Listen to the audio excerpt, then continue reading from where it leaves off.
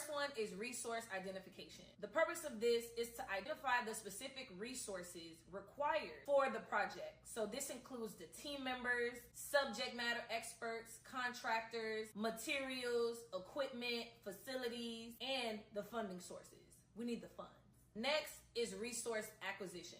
Purpose of this is to define the processes and strategies for acquiring or procuring the necessary resources. So like hiring staff, purchasing materials, or securing external vendors and services.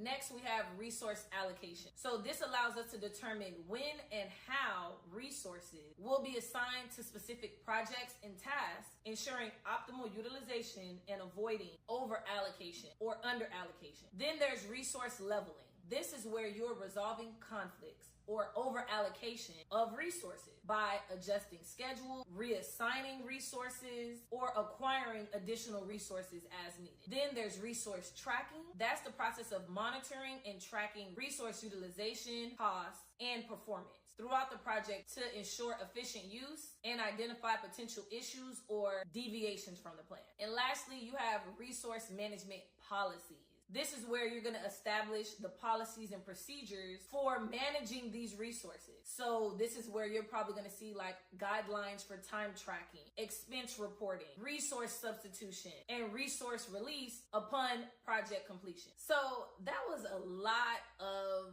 language.